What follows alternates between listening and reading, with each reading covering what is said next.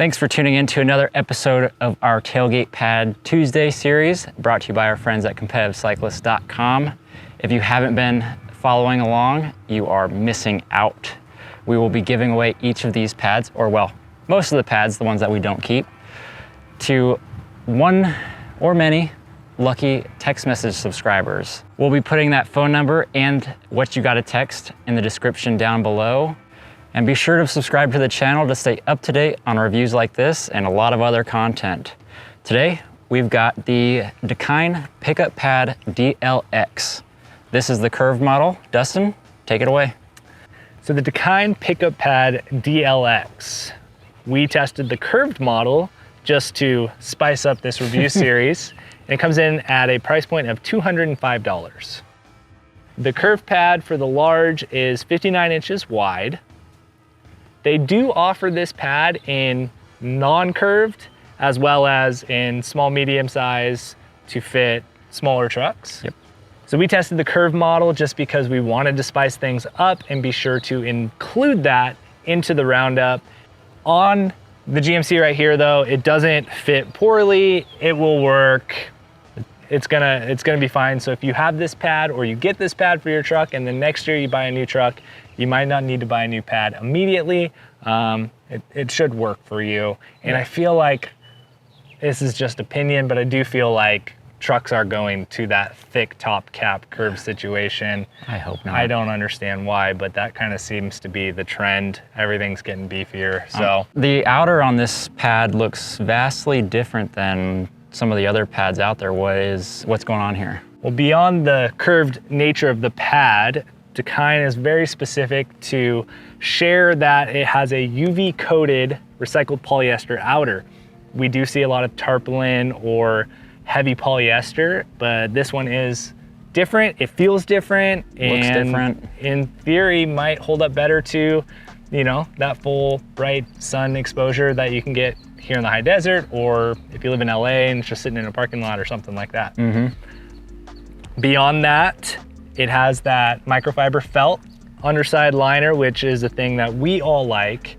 It protects that tailgate. Now, does the liner go all the way to the top, or is it? It doesn't. So that liner actually stops right here at that curved pad for that top cap. They intentionally stopped that material there because you're gonna be stopping on plastic, and there's actually no liner on the backside. The inside of the tailgate is, honestly, it is just a material only, no padding or anything from back of the cap down. And that to me was a huge standout. So this pad is vastly different from every pad that we've tested. Again, beyond the fact that it's curved. So being that this is a curved pad, this upper piece is extremely wide to accommodate those tailgates. And up front on the bottom here, we do see 4 contact points, which again, that's what we hope for on a full-size tailgate pad, 4 points of contact. This is a little bit thinner on that nylon webbing than we see on some of the other pads, but it's thick. It's a really thick nylon webbing, so it might not be wide, but. And it looked like it used a different kind, I mean, it still used like a plastic adjuster, but that adjuster has a lock on it. Yeah, so it is a cinch strap as you pull it through, but it has a clasp on it to lock it in place so it can't back out on itself. We have seen some other pads with metal adjusters that over time, vibration, motion, pulling bikes in and out, they'll kind of back out on themselves. And the plastic ones for sure, they tend to slip over time, especially with just overall weather. You know, the rain and moisture on those straps tends to do a number on them. But like I said, on the backside here, not much protection. It's just a piece of fabric. And then we have that pad on the top side here, which is, again, thinner. There's a big trend going on here with this pad. It's really thin. So speaking of its, I guess, thinness or overall thinness, what does the bike protection look like? So we used this pad on our trip to Tennessee for the e-bike shootout. We joined it as the extra way to take more bikes with us. You kind of notice the bikes sliding around a bunch.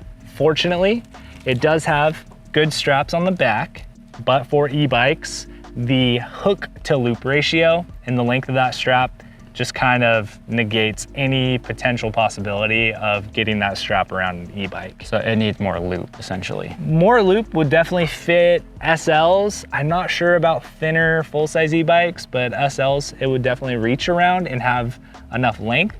I think we tried it on the Levo, which is again, one of the thinner full-size e-bike down tubes.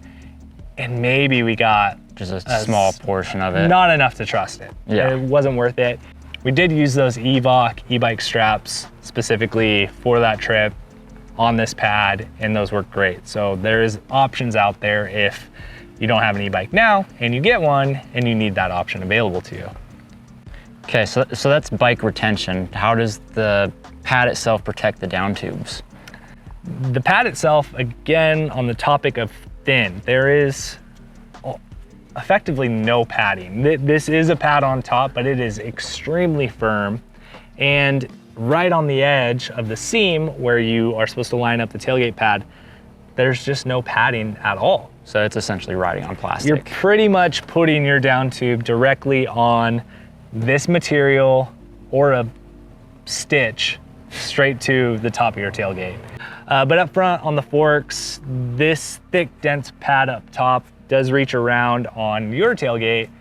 I think it reached around just a smidge. It came over just a little bit, yeah. I mean, it essentially covers the extrusion on the curved tailgate, and then it stops there, which is, I mean, really the only contact point. Yeah, super, super shallow. So here we could see, you know, 3-4 inches of contact, but on that wider curved tailgate, it barely reaches over. The flap is well placed for those curved tailgates. A lot of those latches are right up high. Also meaning that the camera and everything's gonna be up higher. So they did put that in the right spot. Has a nice hook on there to keep it latched up so you can get back in your truck and move it and not have to worry about it falling back down. And then just 2 pieces of Velcro to keep it secured in place and a hook down below that you can kind of latch back into. A unique take on the access flap. Yeah, a few more steps in there, but it holds it up and it's quite frankly in the right spot for curved tailgates. So like you said, we brought this pad with us to Knoxville for the latest e-bike shootout. What was your sort of impressions and experience with the pad? Yeah, we had this on a Dodge curved tailgate truck for the whole time we were there. Essentially, we got there, threw it on the truck, and drove. We were being super mindful the whole time because it's not our truck, we were borrowing it. And I was impressed up front with fitment, the coverage. I felt like the truck was protected from getting damaged. Fitment wise, we were focused on the truck and protecting that. So when it came to the bikes, we did notice that it does have the 7 hooks on there. I think we only put 6 effectively on there. That curved tailgate situation, it just kind of messes everything up. On your tailgate, I feel like we could do it successfully. Whether or not the straps could be used might be a different story. The straps likely would not reach, and overall we probably wouldn't do it to begin with because that's now 7 bikes that will be getting bike on tailgate damage unless we rolled this pad back and then we're still not using those down tube straps. Which, I mean, I guess isn't the end of the world. We're using it like for e-bikes or the Census. So, but all in all, like having it on that truck, it fit well, it looked cool, it was the right fitment for that truck, and that's what our biggest priority was. So if I had a curved tailgate on my pickup, I would definitely be knowing now that a curve specific pad is the way to go. It's gonna fit it the right way, and that matters most when you're trying to think of fitting your bikes on there. Obviously you have to kind of pick your battles on that one and know that full shuttling 7 bikes on there is your challenge up front is just going to be the bike placement and the indexing of the bikes. 7's going to be a hard push. 6, maybe 5, absolutely, you can figure it out. And if you don't use those straps at all because they don't fit your frame, then it's not the end of the world. You're going to make it work and it's going to be fine. I did notice that when they weren't strapped in, they were sliding a bit though. They did walk, mainly the outside ones, and that was because of that curved nature.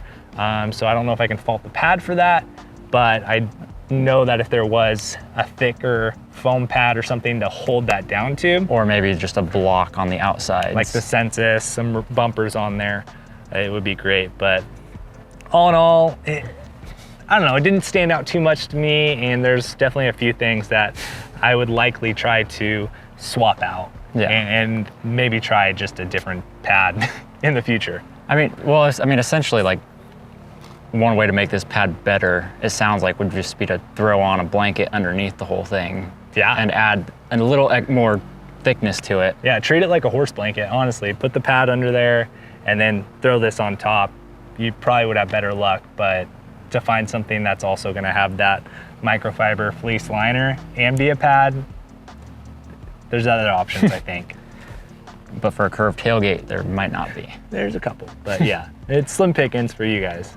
So I mean, so it sounds like you're not a huge fan of the pad. Not that I'm not a huge fan. I really do like the coating on this, material-wise. There are some improvements, and when you're playing with a curved tailgate, there are only so many options on the market. So this being our curved option, I have to be favorable to it for that particular. On my own personal truck though, I would want to see just more padding, just a thicker pad all around. Straps, I would like to see those a little bit more loop, would make those straps more effective. But you can get rid of them, you can put different straps on there or not run them. So that's a personal preference. I would like to try a non-curved version of this pad, but if it is gonna come exactly the same way, really thin, with a minor cut difference, I just can't see myself really enjoying it much more than how it was for us on that trip. Well, there it is, the Dakine Pickup Pad DLX. It might not rank high on our list, but it is one of the only curved specific tailgate pads on the market, at least in the cut that we have here. It can hold 6-7 bikes fairly well. Straps might need to be changed, a couple little nuances, but overall it's still a very solid pad. We just kind of wish it was at a slightly lower price point for what you're getting.